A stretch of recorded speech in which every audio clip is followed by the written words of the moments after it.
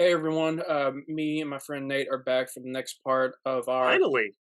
Kung Fu Panda 4 review slash discussion. We still have a few things to talk about. There's a lot to talk about with this movie. I think we could get at least talk a little bit more about the chameleon because, like you put it in the first part of the video, right? Because the villains are one of the biggest and most important aspects to the franchise, and Balanced. yeah, and Tai Lung and Shen were great villains. Kai was okay. He was underdeveloped. He had potential, but Great underdeveloped. voice actor, like we said. Yeah, and the chameleon. Ugh, Yeah, her writing, like I said, her writing wasn't good. The direction of her character wasn't that good, and like her voice the was decent, I'll give it that, oh but yeah, I mean Viola Davis is a great actress. I mean, she's the one who I'm mixed she on her. I mean, she's played Amanda Waller in the DCU, and like I think did fairly well as the character. Like she has Wasn't the she in that movie, The Woman King, or whatever it was called? I believe so. I didn't watch it, but yeah, Don't. Don't. but like she can do really well as menacing, cruel. Being 16 in the state of Louisiana means that under the right circumstances, she could be tried as an adult. And if convicted, could be sent right here to Old Belle Reve. And in here, well, you never know what might happen to a frail young thing like that. Shames me to say that we have the highest mortality rate in the entire U.S. prison system. Like I think she did okay with the voice acting in the movie. She just wasn't given very many lines, and that's mostly because of the main director's refusal to like add more to her character until like the very end of them making the movie. But by then, there wasn't really any room or time for her for more development for her character. But I hate when you have a good actor or actress who, like, again, I'm really mixed on Viola Davis. I don't love her, I don't hate her, she's kinda just there for me. mm, But when you have a good, I'm saying good with a grain of salt here again, because I'm not a big fan of the actor, I don't love her, I don't hate her. mm. But even their talent can't save bad writing quite often. Yeah, I mean, like that was the case for almost every character. Like, Like, Go ahead. let's say, I know you're going to say Bryan Cranston. I totally agree with you because he's a great actor. But let's say, for the sake of argument, everything in Kung Fu Panda 2 was great, except Lord Shen's writing was not good. Could Gary Oldman have saved that role? Maybe. He's a great actor, but there's been roles where he's been the villain, but he didn't have a good script to work with, like Lost in Space, the remake, Quest for Camelot, he didn't have good writing. Again, he's a great actor and voice actor, more power to him, but a great actor can't necessarily save bad writing. Hayden Christensen in the Star Wars prequels, for example. He's been good in other properties, but he was told to pretty much do, I think, every line in a monotone. If you pause the scenes where he's just acting with his face, like when he's fighting Obi-Wan and Mustafar, tell me he doesn't look the part of Darth Vader. And then when you take away the horrible dialogue he's saying, I mean, do we even need to say what he says in those movies? I mean, admittedly, I've But never you been you the get big. my point. Sorry for the Yeah, rant. no, you're good. I mean, I've never been the biggest Star Wars fan. I mean, some parts of it I like, some parts I don't. But it's not a bad franchise to me. It's just one I'm not the biggest fan of. But Watch Revenge of the Sith and watch Rogue One. So I those are good just ones. yeah, I just think with of Chameleon, there was a lot to explore. Like I briefly mentioned it, but I didn't really explain it really well about my possibility for a character. Like instead of like like you know, well, you really led it, but like you led the discussion of basically tearing apart how Chameleon being too small to be trained in kung fu was a Let's stupid. not open that door again. Yeah, but the lowly thing we didn't talk about. I thought we did. Like, Well, I was gonna get into a little bit more, like, just briefly, like, with, the Chameleon, like, her, like, maybe focusing on the lowly part, like, saying she, comes from really, humble origins, like, really maybe really, poor, and, like, she, like, struggled to survive and everything, and, like, say she met, like how she said after she was turned away from every training, um, palace and Master, whatnot. Yeah, like maybe because we know if like she went to Uruguay, she probably would have been accepted with without question or something. Because he was, I think, as some people have mentioned, like Uruguay being the original creator slash master of kung fu. um, Go on. A lot of people debate that claim. Gotcha. But like he's very unconventional like animal for kung fu. Like obviously for the Furious Five, we can see that because they're based off like martial styles of kung fu in reality, and those are like understandable. And of course, Tai Lung is also understandable because he's also based off a form of kung fu. But like Uguay, him being a tortoise, like you wouldn't necessarily think that was a very fitting animal It's for deceiving. martial. So I don't think like her being like a an animal that's kind of not suited for the role because of her species wasn't that great, but more so about maybe her as like a lot of like certain warriors in history, like really privileged warriors, or in some ways like knights and samurai. Like a lot, some of them came from like really wealthy-ish backgrounds sometimes because like they had like some kind of power or status in society. So maybe she, instead of like her being so small being the reason, her being from like a from poverty and everything, they didn't really see her as really befitting of the warrior role of like someone who's truly deserving or fitting for the position in life because of she I guess was never like groomed for success like certain like individuals are. But and maybe that could have been like the focus for her story, like her having to claw and her trying to make a new life for herself, like her finding another way of like gaining power and strength that was different from kung fu, so she could like eventually go maybe like go after the masters and everything. And maybe like I said, it's just a theory, like her using the power or something of the master villains, as she put it, like using the power of like those cast out or hated by normal or like established society. So she could have been like, since this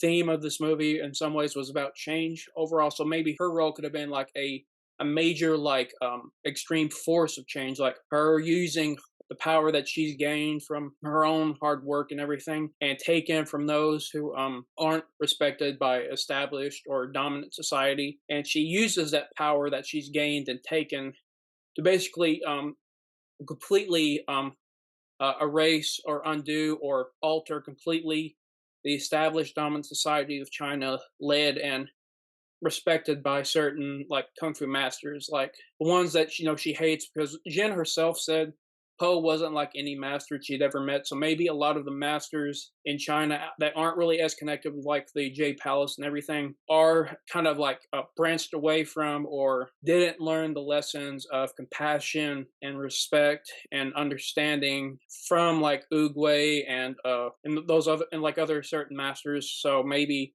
the chameleon and Jen thought, well, this must be how all the kung fu masters are. So to change things, not just for ourselves, maybe the chameleon would think she was a hero of her own, like freeing the disenfranchised and the downtrodden to give them maybe power or undo oppressive forces. Like that's just an idea I have. It's not really well thought out or everything. It's just maybe that's how the movie could have like explored her character, but that's just what came to mind. Okay. I mean, like I said, it's not the most well thought out. It's just I the didn't one want thing to I could. interrupt. I didn't want to interrupt that.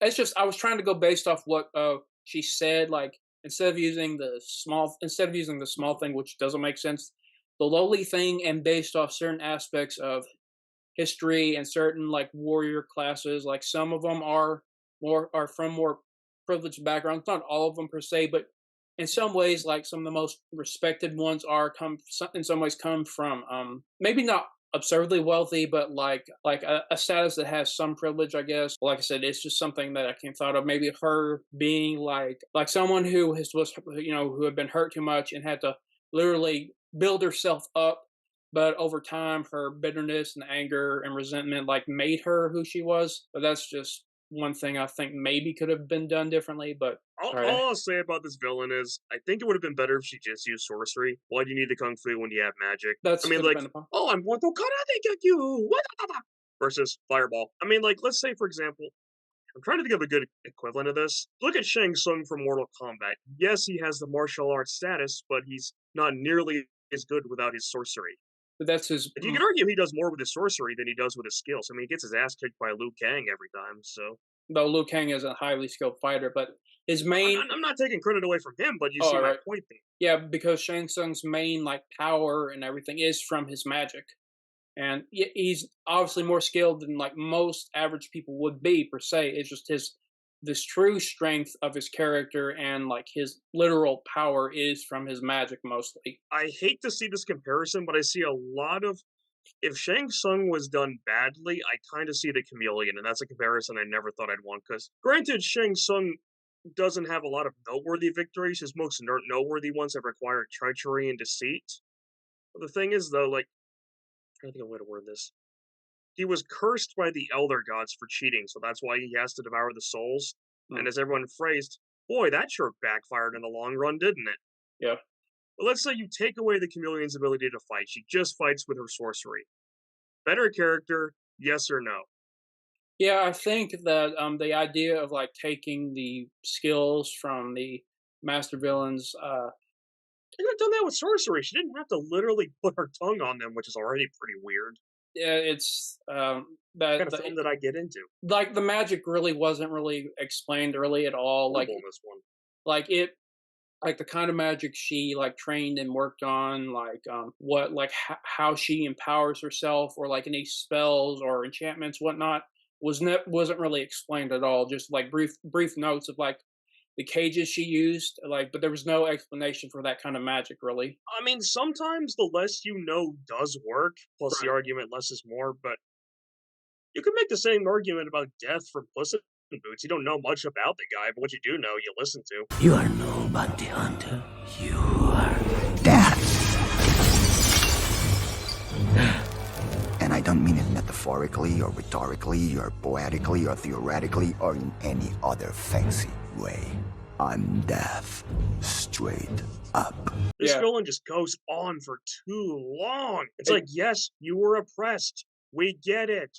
Please shut up and move on to the next scene. Unfortunately, like we said, like she was extremely underdeveloped and no real look into her backstory. But yeah, I actually think like she could have actually been the Shang Tsung of this franchise, but though her own unique character. But that would have been good. Maybe use the skills of the master villains in another way besides empowering herself. But that's just there was a I, lot. Yeah, I'm sorry, go ahead. I was going to make a joke. Go yeah. ahead. It's First. just there could have been some other possibilities that could have been used with the skills and everything, but maybe as a ironic sense of like change, I guess. But it's there's just so much room for what could have been altered, but like it's already was created in the movie. It's kind of admittedly kind of hard for me to think of like what else could be done. But I'm going to say this about this. Because you said you agree with me that she could have been the Shang Tsung. Can we, okay, I'll say this first or else this joke won't make sense. I'm not sure if you know where I'm going with this. It feels like Shang Tsung literally sucked the soul out of this character, would be a fitting comparison. Can we get a clip up of an editing of Shang Tsung's famous line, your brother's soul is mine, or something like it? Just edit it so it sounds like, your soul is mine. Your soul is mine. Because literally, I would have paid more money to watch Shang Tsung be in this movie. Granted, it would have been a weird thing, but at least I would have remembered him more. It would have been entertaining at watch. Seeing this over-the-top sorcerer. yeah, it's He just actually does more. He does more, and he's a minor character.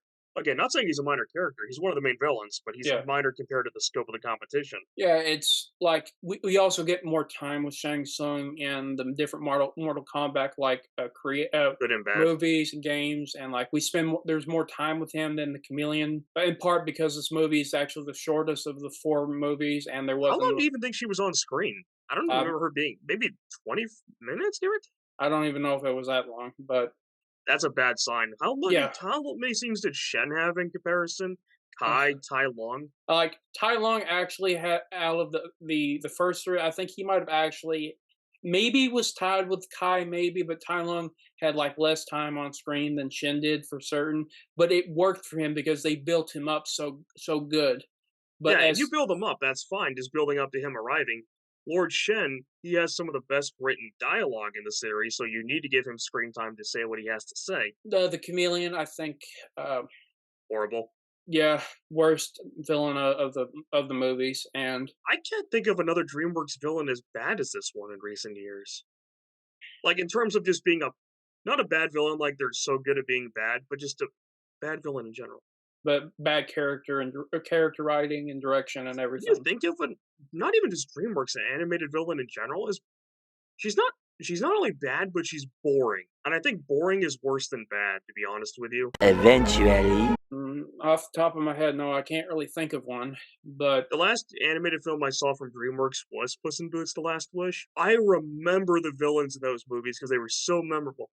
Death, Goldilocks, and the Three Bears. Jack Horner, who's a hilarious villain. who's And when you just get down pure to it, evil. he's just an a-hole like the chameleon is, but he has fun in what he's doing, and he has some good quotable lines. Yeah, Get a scene up. You're not gonna get this clip up in editing. You're not gonna shoot a puppy, are you, Jack? Yeah, in the face. Why? You're not gonna shoot a puppy, are you, Jack? Yeah, in the face. Why? I laughed hard at that scene. yeah, it's like there's different kinds of villains. There's the tragic, broken villains. There's Ones the you love to hate. yeah, and there's the ones who like don't seem to be villains, but are more like a force of nature. And that's Joker? no, like that's how I was describing the Last Wish villains. The Oh, I broken, got you. I didn't know that's the what you're talking broken, about. tragic ones are Goldilocks. The pure evil one is Big Jack Horner, and the force of nature, though a little sadistic, was Death. And But even this, he has his good character moments, and oh, he's barely in the movie at all. Everyone thinks they'll be the one to defeat me. But no one's escaped me yet. yeah, Death is one of the best DreamWorks villains, antagonists that I've ever seen. I definitely put him top 5, maybe top 3. It's a really hard personal preference. Yeah, I understand, but 'Cause I really love Ramesses from Prince of Egypt. I think he's my favorite villain, just because it's honestly it's my favorite animated film in general. Hmm. Just one more. I haven't seen all of How to Train Your Dragon 2, but I like the villain in that one. Drago Bloodfist. Again, I haven't seen the full movie. I've seen most of it. I got to the climax, and I just had to stop watching it, and I never finished it. Gotcha. He's up there, and it's another good one. Uh, I might be kicking a hornet's nest with this. What about Titan from Megamind? I remember him being enjoyable.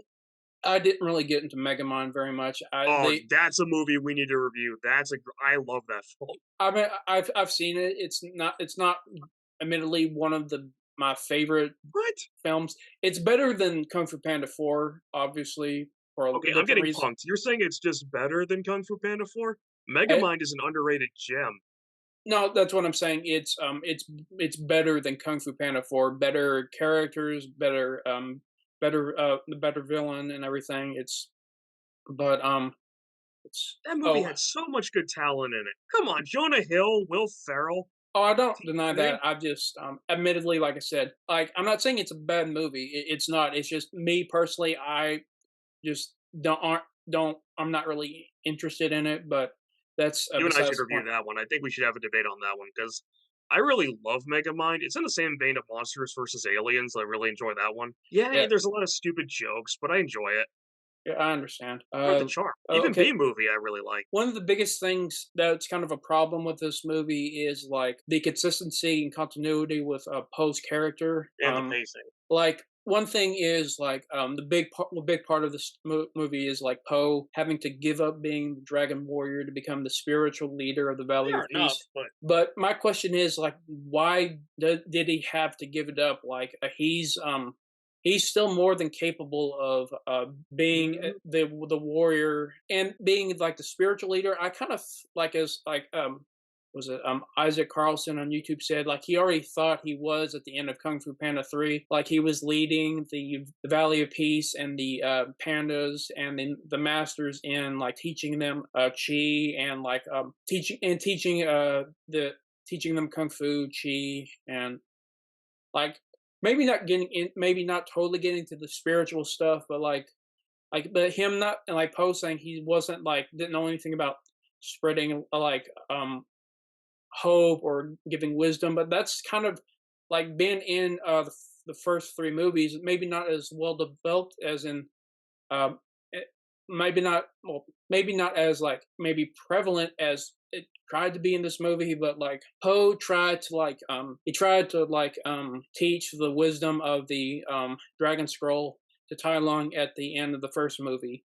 He tried to for some reason tried to help Shen at the end of the second one, and he was like leading and teaching the pandas in kung Yeah. fu, and then at the end of the movie, of the third movie, he was teaching the like I said the Valley of Peace, the pandas, and the masters and chi. Like he like has worked, he has maybe slowly, but he has worked on spreading, trying to instill wisdom into people, and like he was a symbol of hope just by becoming the Dragon Warrior and acting to defend the Valley of Peace and the people of China, but also by teaching like the pandas kung fu and the others chi to get it, to empower them both literally and spiritually. And Poe said he didn't know anything about and giving instilling wisdom and Don't we inspiring both hope. agree? Don't we Yeah, both agree that the writers clearly didn't know what they were doing for this one because of how many conflicting things they were told to do? Yes! I would never do that. Don't have to.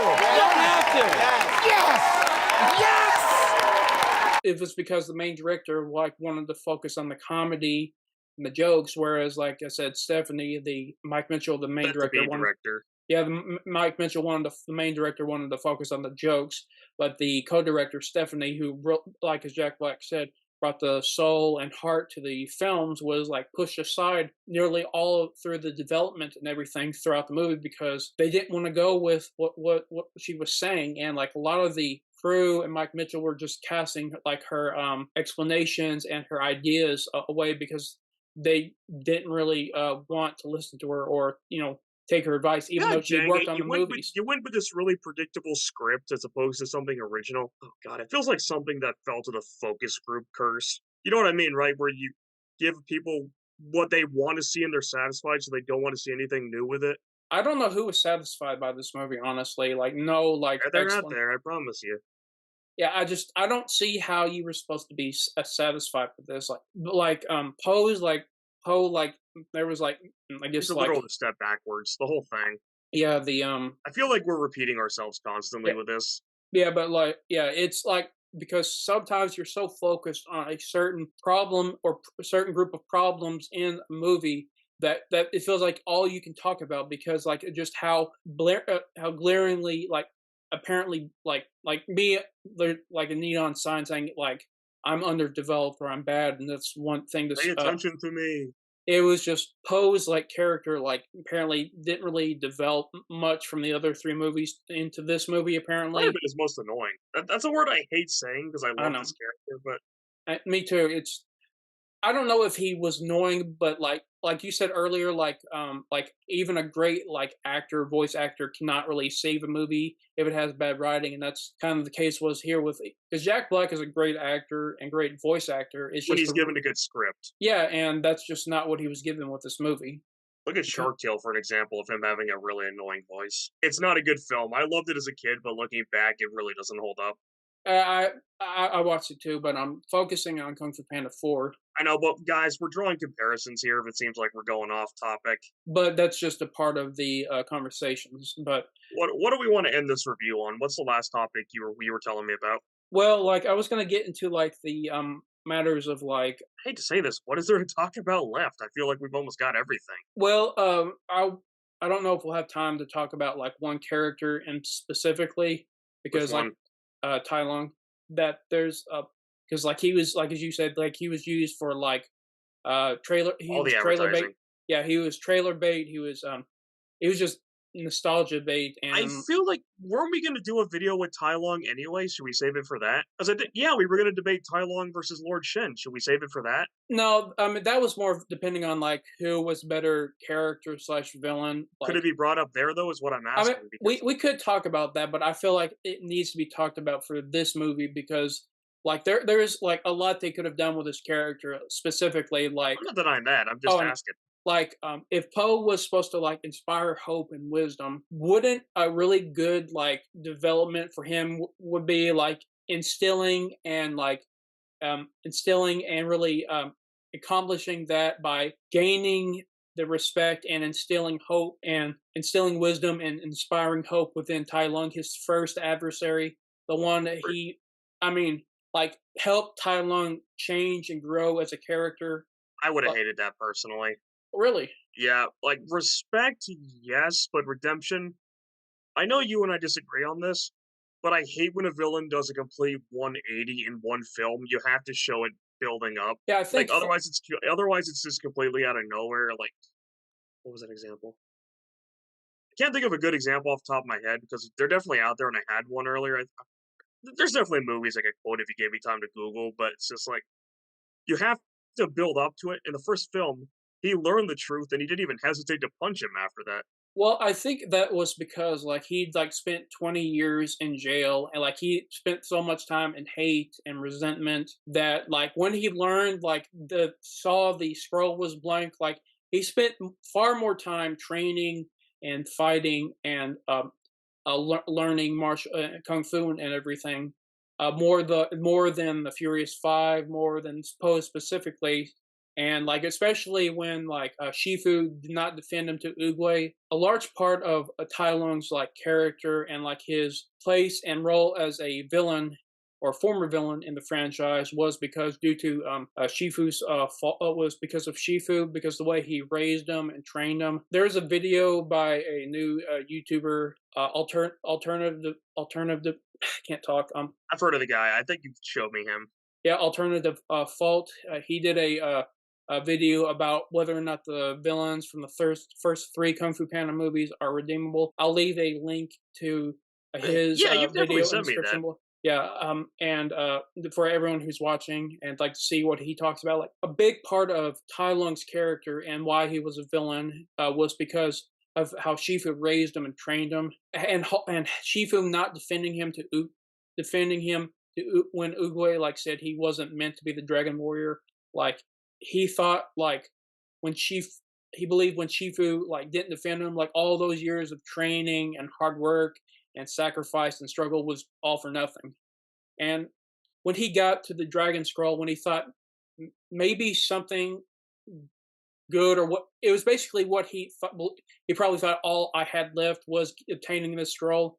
And when he saw it was blank, he thought I in his mind he probably thought all I did was for nothing. Like there's nothing there. I sacrificed so many years of my life, and I spent 20 years rotting in prison for a blank piece of paper. And yes, Poe, as in the commentary, they said Poe offered him a chance for redemption. But I think this may be a misunderstanding of even them for misunderstanding Tai Lung's character. How could he see the wisdom in the scroll in Uguay's lessons and what Poe was instilling in him when he spent so much of his life in resentment, believing like he was betrayed by his master and that he spent so many years rotting and he would try to obtain what he believed all he had left, and it was seemingly nothing. That he probably couldn't think clearly, or like he was probably so welled up with anger and sorrow, frustration and despair that he just did what he was trained to do. What was instilled in Shifu was violence, and all he did was attack because that's all he needed to do. Because I don't think he could really think clearly. Because I mean, in that situation, like if you spent so many years of your life training for something that you were promised, and then you were rejected, and the person who trained you and who was basically your father did not defend you, and then yes, he did choose to chose to attack the Valley of Peace. I mean, I'm not denying that. It's kind of like this one scene from the recent God of War Ragnarok Valhalla scene where Tyr talks to Kratos about his past actions. But Tai Lung's life was filled with sacrifice and struggle, and when he saw the blank piece of paper, he thought only really saw himself. Are you saying Kratos' scene is not good? No, I'm not saying that. I'm trying to like sort of this like. I say that's his most powerful moment, arguably. Oh, it is. I'm just talking about the matter of like Tai Okay, Lung. I thought you were trying to say it wasn't as good for a second. I was about to get on about that. No.